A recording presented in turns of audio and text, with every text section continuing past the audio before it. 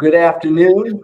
Welcome again to this in-learning partnership event.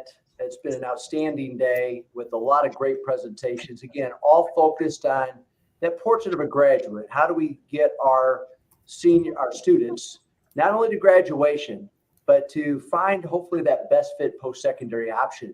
And there are a lot of great organizations across the state that are doing great work. So we hope this has been a helpful time. This is going to be a panel discussion, and it's my pleasure to introduce Flora Jones. And Flora is the Director of Student Pathways for the Indiana Department of Education. It's been a pleasure to get to know you, Flora, and I'm going to turn it over to you to lead this panel presentation.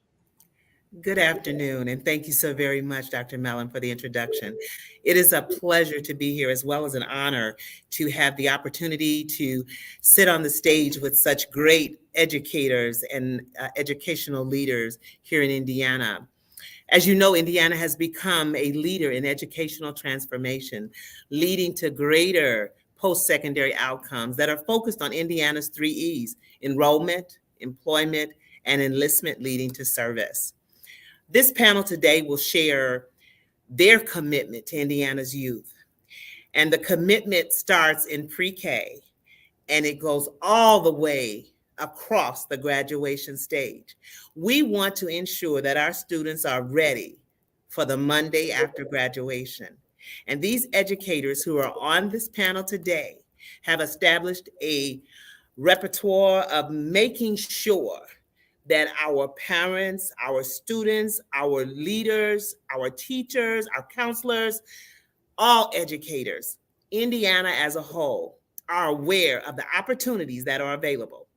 So without further ado, I count it an honor to welcome each of you to the panel. I am Flora Jones, Director of Student Pathways for IDOE, and I'm here because I believe in what you do each day.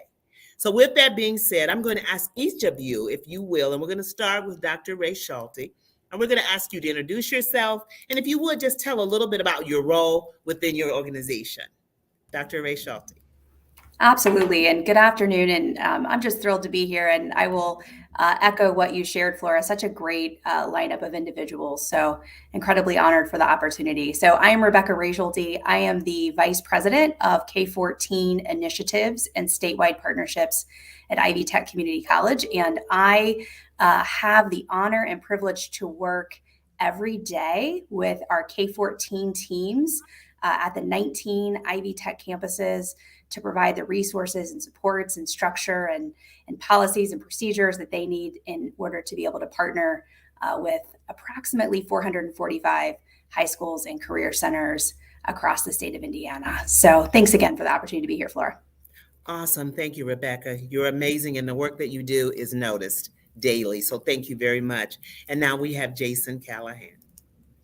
Good afternoon, everybody. Thank you, Ms. Jones. And just to echo Dr. Ray Schulte, honored to be here today with this great panel and people that I get the honor and blessed to work with on a daily basis. Jason Callahan, I'm the Assistant Secretary of Student Pathways and Opportunities at the Department of Education. I oversee school improvement, school accountability, title, student school family engagement, student pathways, and school safety. And I've been doing this for a little over a year now, and excited about the opportunity to talk a little bit about our work today. Awesome. Thank you, Jason. And it's a pleasure working with you every day. It is a real joy. Dr. Mellon, please. Thank you, Flora. And again, just an honor to be with this panel and to really be just part of the work that we're undergoing across the state of Indiana. And the urgency of the work it's always been there, but maybe it's even more important now than ever. I'm the Executive Director of the Central Indiana Educational Service Center. And in that role and capacity, I really try to view the work that we do as being conveners and facilitators, providing programs and services that are going to benefit students and parents and educators, not just in our region of the state, but frankly, we have many programs that go across the state of Indiana. So it's a pleasure to have on a daily basis that opportunity to serve and support such great people across the state. Thank you so much. And I count it a pleasure. We've had the opportunity of having meetings as Jason was driving across Indiana, and we would have meetings in the car. So I have learned a lot from you, and I appreciate your service. So thank you. And next we have Terry Lambert, please. Thank you so much. And I don't know what more I can say about being so happy to be with all of you. We see each other every day, pretty much anyway, in meetings. So this is just really underscoring the collaboration that's being done in the state of Indiana around secondary, post-secondary workforce. Just a wonderful place we are. I think, Dr. Millen's comment about urgency. I think we all feel that because I think we feel like this is an opportunity where everything is coming together all at once. So I'm Terry Lambert. I've been with the Indiana Commission for 15 years, in my 15th year as Director of Transfer Indiana. So I work within the Academic Affairs Unit on specifically college and high school transitions. So dual credit, dual enrollment, early college, high school.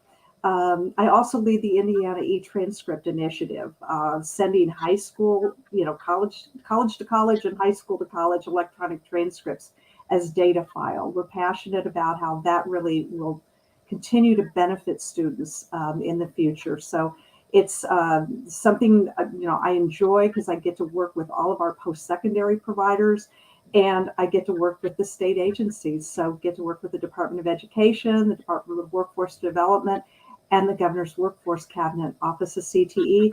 And one thing I will say is I learned something new every day from all of my colleagues, and I thoroughly appreciate it. Awesome. Terry, thank you so much. And it is a pleasure because when I have questions about dual credit, dual enrollment, transferring, I know who to go to, and that's Terry. She brings a wealth of knowledge, and I appreciate everything that you do each day. So thank you for that. And lastly, we have Michelle Clark, who is going to share with us her introduction. Good afternoon, everyone. Thank you so much, Flora.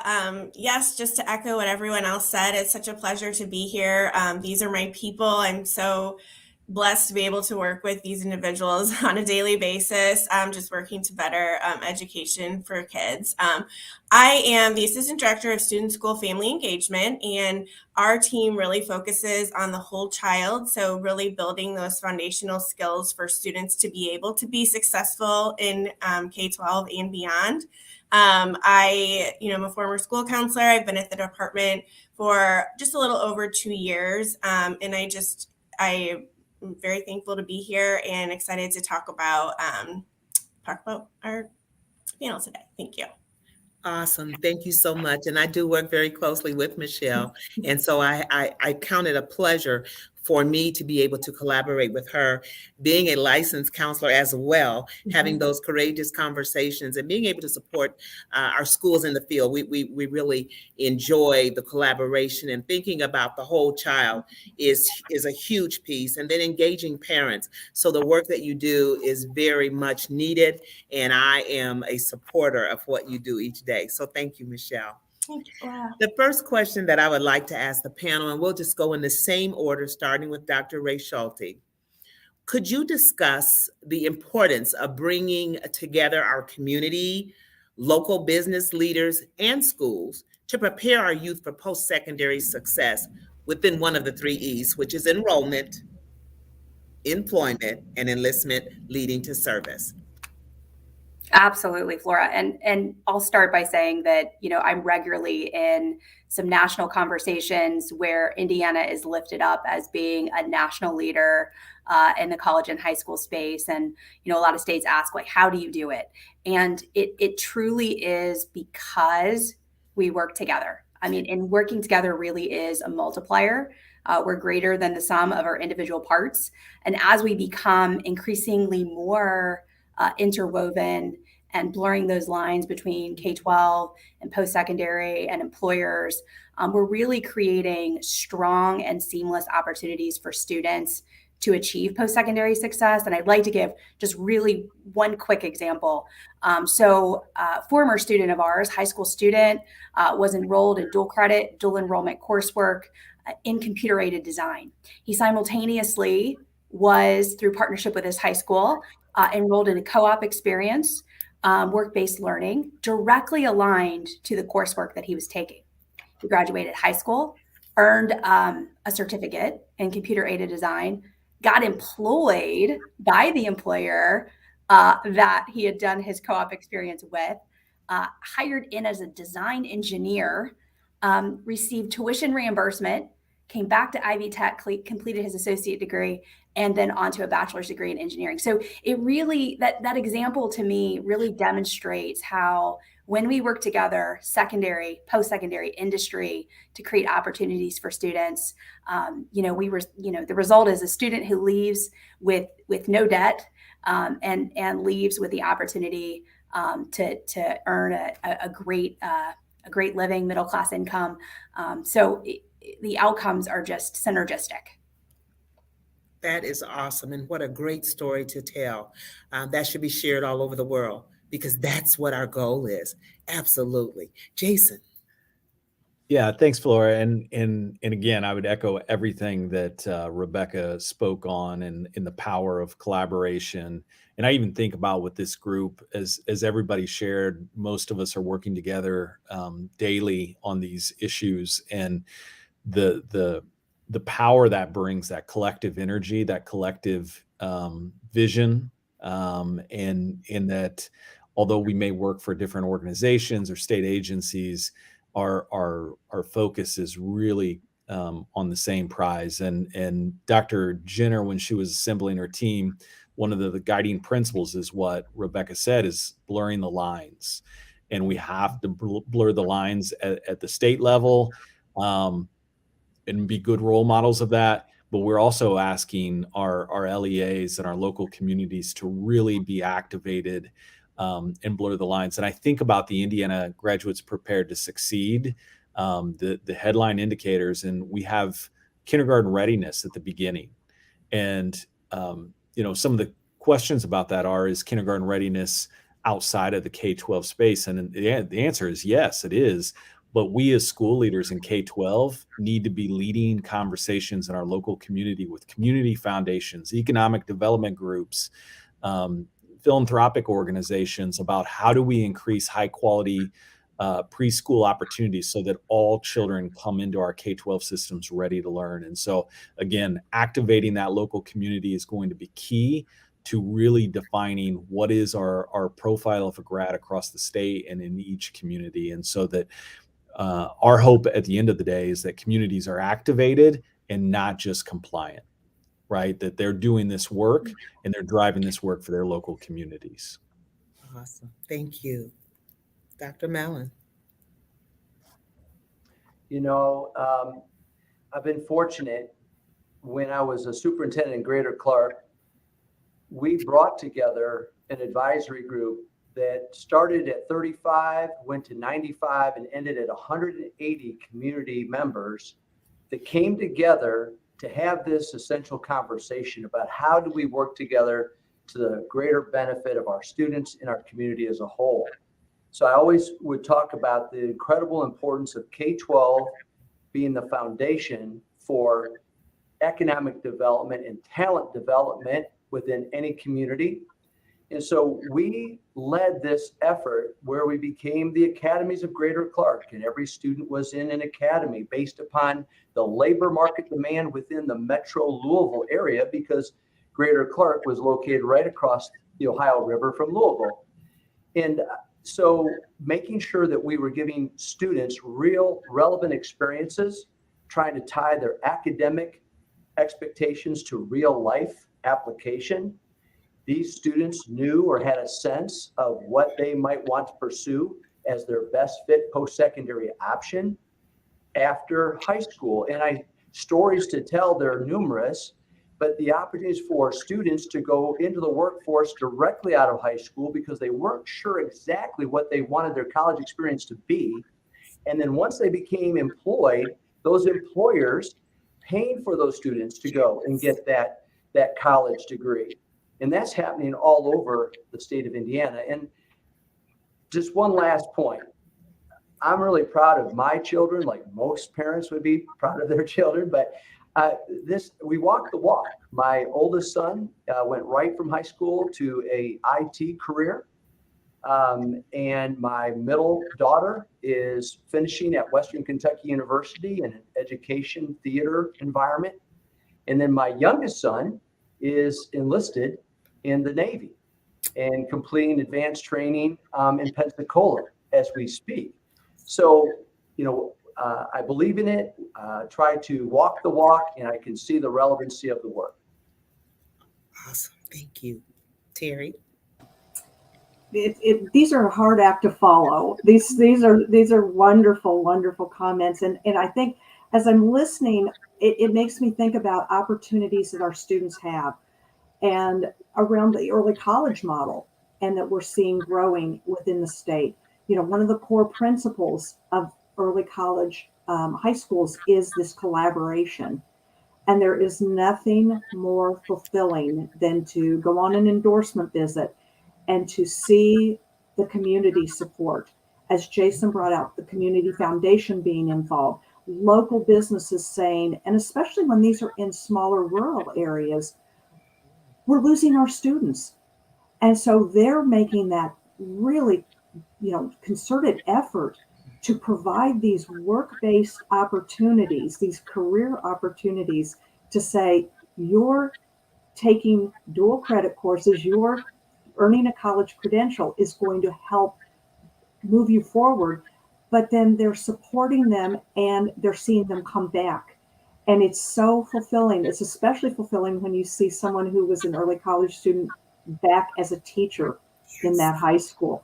That is just amazing. But I think we also see how transformative these educational opportunities are for families. And, those are some of the things that I think truly this idea of the partnership is so important. And I think one of the things that the partnerships that we all have put together here, it provides us to see things from so many different angles. And I think our students are so fortunate. And as I deal with other states, I am constantly asked, how do you get these people to work together? And it's like, we don't have to. We all have this vision. We all have this passion. And that's where that energy is. So I think your question is perfect, because it really does underscore we have to have these elements together for success for our students. Awesome. Thank you. And Michelle?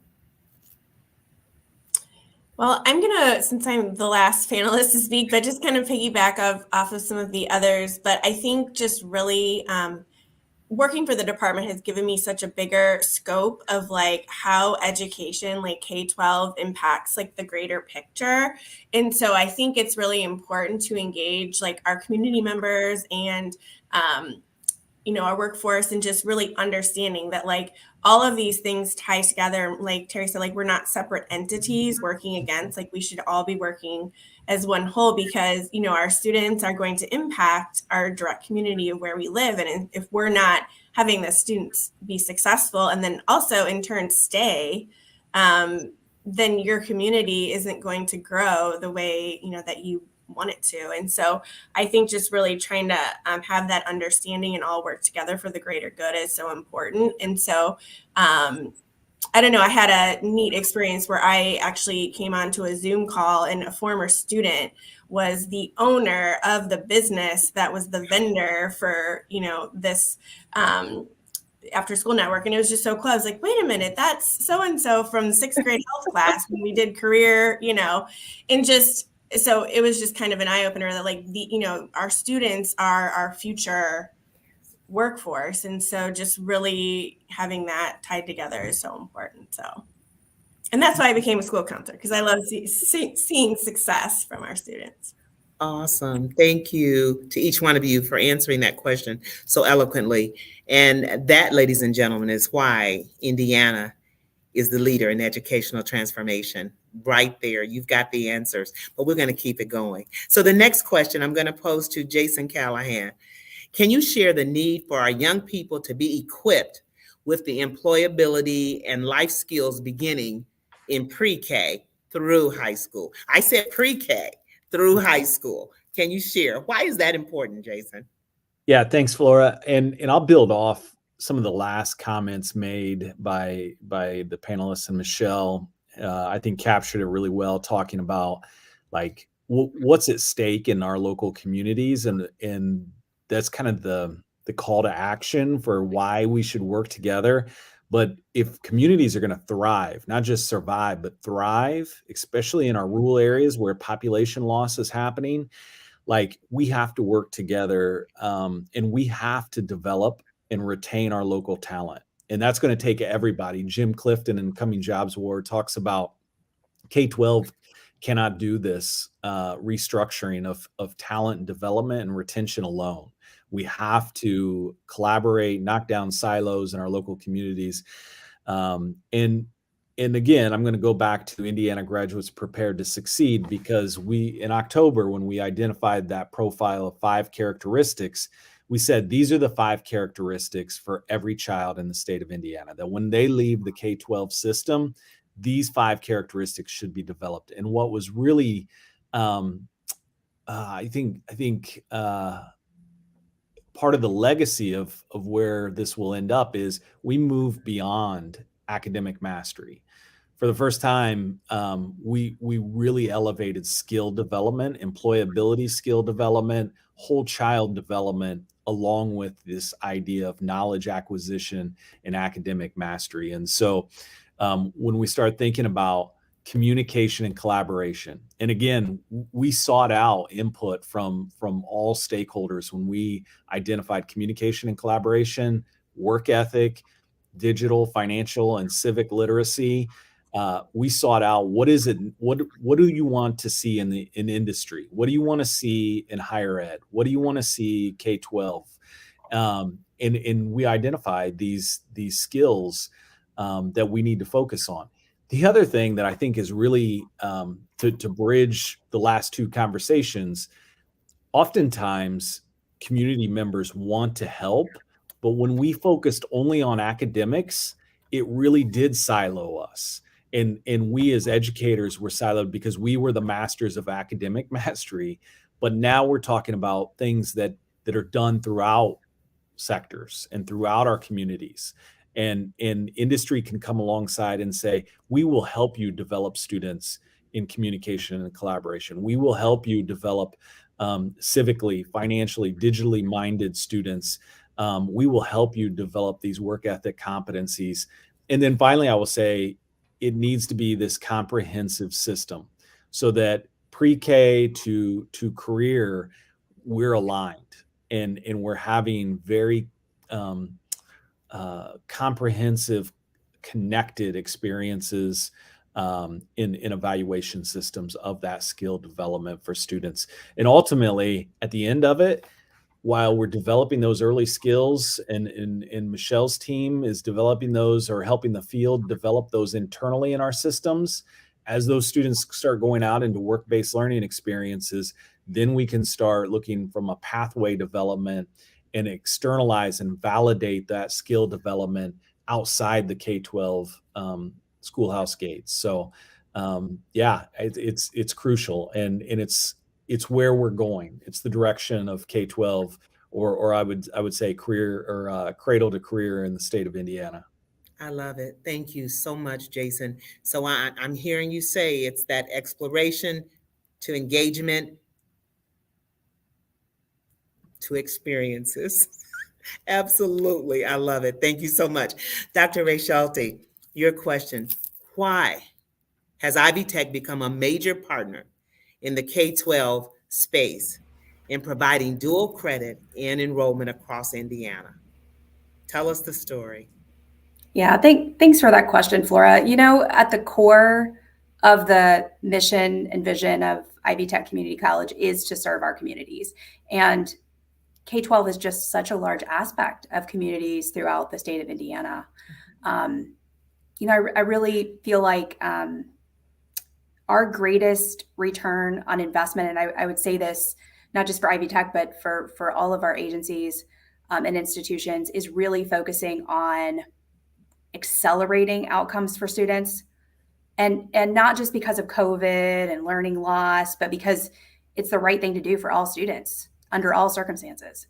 And Ivy Tech is invested in that. And we're invested in the college and high school programming because the research shows that it produces positive outcomes for students. You know, it shows that, these students that participate in dual credit and dual enrollment and AP credit as well, they're more likely to pursue post-secondary programming after high school graduation. They're more likely to persist when they get there, and they're more likely to complete on time. And when we talk with individuals after they've done that, completed the Indiana College Core, for example, and gone on, the excitement that they have over, you were right, it works. I saved money, I saved time.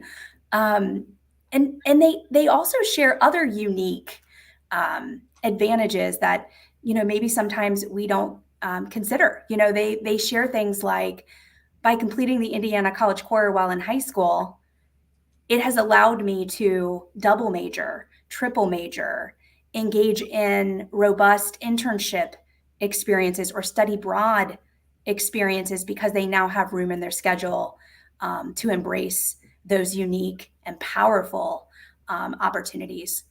So one other thing I wanted to share on this question, Ivy Tech wanted to know why dual credit programming results in increased post-secondary matriculation after high school. So we actually contracted with an external researcher because we wanted to find out, what's the secret sauce? Like, what is it about dual credit programming that results in an increased likelihood of these students going on? And what we found is participating in this programming increases a student's confidence in what they can achieve. It reduces their fears about going to college. It helps them solidify their major or their career plans. It helps them to understand, the type of college they might pursue, because it may be a four-year, but it may not be a four-year institution. And it helps them to understand what they need to do to be a successful college student when they get there. What types of behaviors do they need to engage in? What do their study skills need to look like? So really, it's for all these reasons and so many more that K-14 programming is really such an important part of Ivy Tech's mission. Awesome. Thank you so much. Dr. Mellon, how has Keep Indiana Learning supported educators in the past few years? And what is the reason for your push to support teachers, counselors, administrators, superintendents, and the list goes on? Tell us about it. Well, Keep Indiana Learning really was born as a result of the pandemic, because there was a realization that we, as a service center with an outstanding staff of 8 individuals, what could we do to support the field in transforming education? I think it's important to note that even though, again, the urgency at the time was the pandemic, and we had to learn to deliver instruction differently, I would argue that there's been a need to transform education, not only in our state, but in our country for years. But transformation takes a lot of work, and it takes a lot of courage. And you have to fight against the status quo that exists, that we're okay the way we are. And so Keep Indiana Learning was an effort to bring almost 200 educators from all over the state of Indiana together in 9 different tactic teams with specific areas of focus to try to support the field. What does the field need? And how can we deliver that in a professional learning networking environment? We also created 5 what are called expert networks. Counselor Connect, where we're serving student service professionals across the state of Indiana, is one of those expert networks. So we have maybe close to 300 individuals from across our state that all have a similar passion that we do here today. And that is, how can we help one another? Because I believe in the power of collaborative spirit. And not any one of us is as strong as all of us. So in the role that I try to play is bringing a lot of great people together to convene them, to help develop a plan of attack, not just talk. We can't just talk. We have to take action. But let's take action that's going to benefit our students and our educators across the whole state of Indiana. So that's what PPL Learning is our professional learning arm of our service center, and we've got a great team that's dedicated to this work. Awesome. Thank you so much. Terry, can you share the importance of K-12 students earning post-secondary credentials while in high school? And why is there a push to pursue college courses early? What is that about? Please share.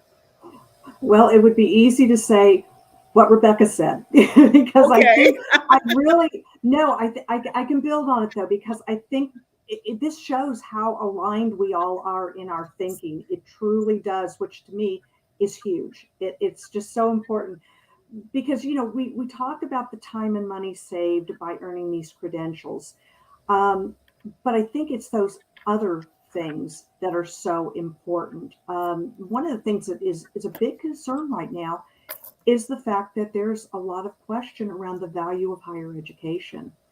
And the commission is really digging into this because we see nationally a trend showing less than 59% of Indiana students are actually pursuing some sort of higher learning after high school. And so what we also know is that 94% of those earning the core are going on to post-secondary. So it's that idea of this is just one strategy of many.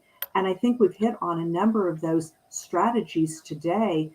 And the idea that these students need to be prepared. I love the fact that this is really that discussion around K-12, not just 9-12. Or, we have to look at the middle schools. We have to look at starting, as this discussion has talked about, getting these students prepared. And the sooner they can start hearing about these opportunities, the sooner that they can learn, this is why it's so important for you to do well in X, Y, or Z, then it's going to apply and this is where it's going to lead you. So I think those are all really important things, but I think those benchmarks for success that Rebecca talked about, that lack of remediation, the idea that they're successful in their courses that first year, we know that's another problem with post-secondary students that aren't truly exposed to this kind of work. They struggle. That's why there are so many freshman supports around it, because they do struggle. So I think they're completing all of their courses, and there's that real drop off after freshman year that a lot of students don't come back. But students with the Indiana College Core and with these intentional dual credit opportunities, they've been pushed. They've pushed themselves. They've had the encouragement and the support while they're in high school to be able to learn how to handle these courses and how to handle maybe the pressures around it. So I think they're learning in a very supportive environment rather than being thrown into a big college campus. And I think that's one of the things that's just so important and has truly shown the importance of these college and high school opportunities. But I think the idea too of if they've completed one milestone, and this is something we really want to celebrate, is these completions, then it spurs them on to that next completion. And that's what the data shows. So I think that's really important. But it's just this idea of helping students succeed and make a better life for themselves and their families.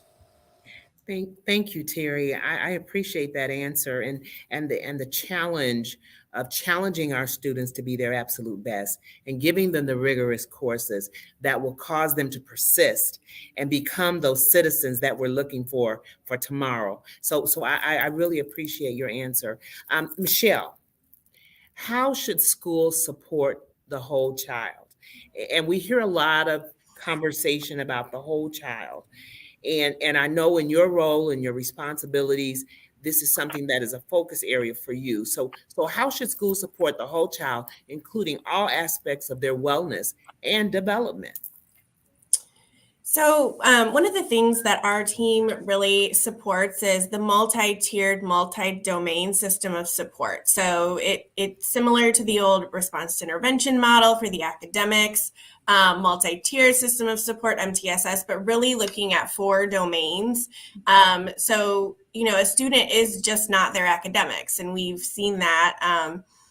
time and time again. And so you can't have a successful student if their student well-being is not there, if their behavior and attendance is poor, if they aren't being exposed to college and career exploration at an early age. So what we're really trying to do with our department is help schools look at the big picture of those 4 different domains and really use data to drive their programming. So we talk a lot about academics. And so we look at those ISEP data markers and we put students in interventions for that. But really looking at behavior and attendance, what are some interventions you can do with students who have poor behavior? If they're not in school, if they're suspended, if they're expelled, obviously they're not going to be successful in their postsecondary opportunities. So really looking at those data points and making sure that you're putting some data informed interventions in place. So positive behavior and interventions and supports, some of those school counseling supports to really help that. Student well-being, mental health is a big conversation right now. And to be honest, I think we're seeing a lot more of a crisis post-pandemic, but there's a lot of things that we can do to support our students in that tier 1 space. So before it gets to that, severe mental health concern, there's a lot of things we can do to strengthen our student well-being in that tier 1 space. So looking at our employability skills, social emotional learning, all of those curriculums can really support the student well-being at the tier 1. And then obviously those students that are still struggling, looking at data and making informed interventions moving forward. And then college and career, that's another one. We had that conversation about not waiting until 10th grade to find, to determine a student's pathway. And so having those conversations earlier in the K-12. So, elementary school, middle school, having those tier 1, which means that every student can access. So career exploration, talking about college, talking about the College Core, that you can get some credits for college in high school. A lot of students don't even realize that until it's almost too late. So just having those conversations earlier to make that transition a lot smoother. And so I think, all of those things combined can really help us see better student outcomes moving forward. Awesome. Michelle, that's great advice, great tips. Amazing. Now I've got a couple rapid fire questions for you. So get ready, Pam. Are you ready? Here we are. Can you give me one quick quote from yourself? You can't steal it from anyone, but something that you would share with a student in the K through 12 space to motivate them to do their academic, their social, emotional best. And I'm going to start with Terry. That's because you saw me go. I know, right?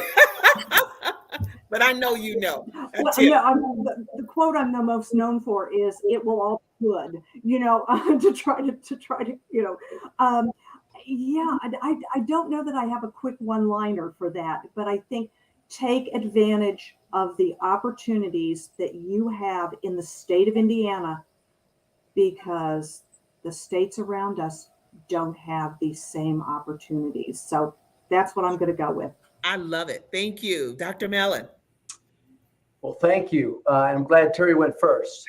I believe it's so important to develop strong character in our students that although academics are extremely important, if we don't develop students of strong character, then our society as a whole will not continue to advance the way we hope it will. So character supersedes talent is my thought. I love it. Thank you. Michelle, what are you going to tell these students that are listening in today? I know. No. Well, I'm like a you got this girl. Like I had like that picture in my office, just really motivating students to kind of see their potential through the eyes of not just themselves, but how others view them, and that they can be successful, and that there's supports to surround them to help them be that version of themselves. Awesome, Michelle. Thank you. Jason. I've got two, actually. I know it's surprising. Terry, of course. I loved what Terry said, and it made me think something that we often say, Flora, and that is, if I can climb one mountaintop, I can climb 1,000 more, right? And so that, climb your mountaintops, like find those mountaintops, those opportunities, get those certifications, get those experiences. But the second one is just see your education system as a vehicle towards life fulfillment, right? Like it is theirs, and we want to encourage student agency as much as possible, so they don't feel like it's being done to them; it's being done for them. So maybe that's 3 actually, but. Absolutely, it was 3. And thank you, Jason. Overachiever, Rebecca. overachiever. Yes, absolutely. He's the student with his hand up. Rebecca. Yeah, I guess I would say shoot for the stars. I mean, don't limit yourself.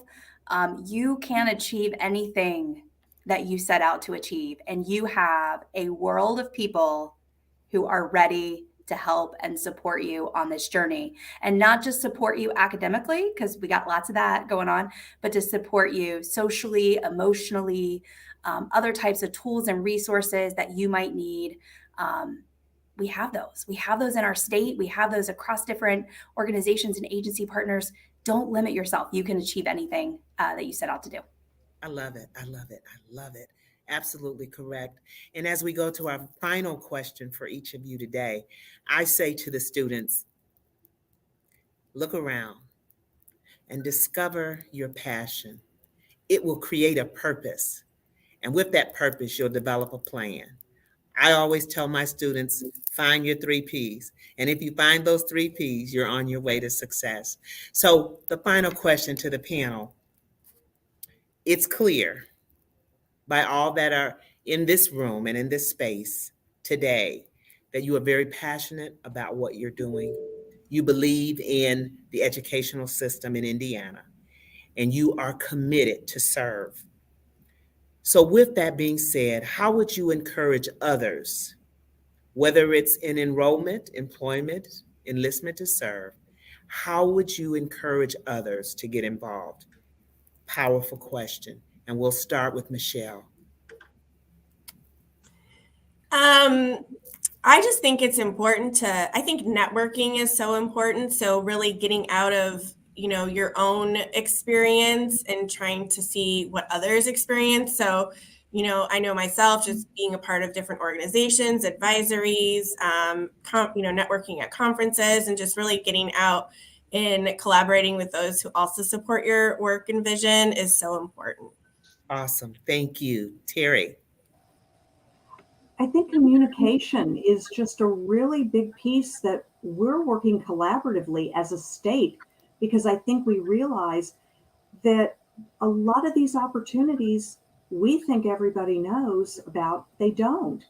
And so I think it's really providing more information about the opportunities that Hoosier students have around all of these different initiatives. And then that means we can then better support families and help these students make choices that are really going to put them on a road to continued success. And I think our conversation earlier about how important it is to have communities, how important it is to have, businesses involved, those are the strongest models that we see students, succeeding and then coming back to their communities and being really contributors back to the economy. So I think education is really a way to keep the economy strong.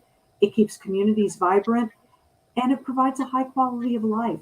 What's not to like about those things? So we just need to get the word out. Thank you. Jason. Yeah, I think, real simple, finding the yes. I think people, again, the field sometimes is lived in a compliance-based system. And I would say, activate your local community. Don't wait. And again, we have put together a roadmap with the Indiana GPS in designing a system that will lead to life-fulfilling careers for students.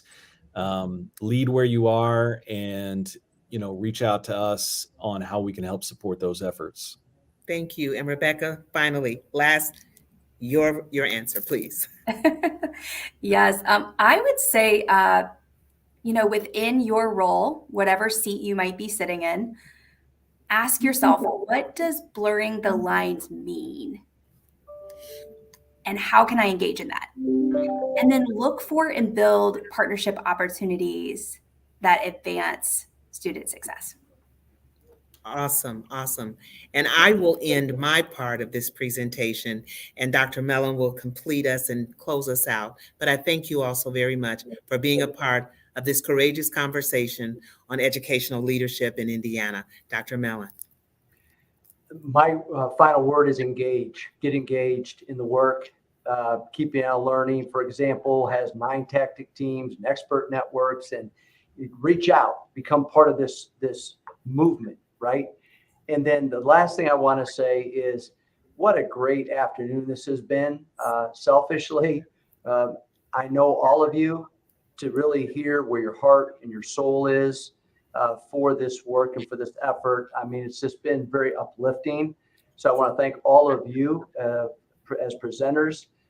Flora, thank you for the panel moderation, as well as helping to coordinate this event as a whole.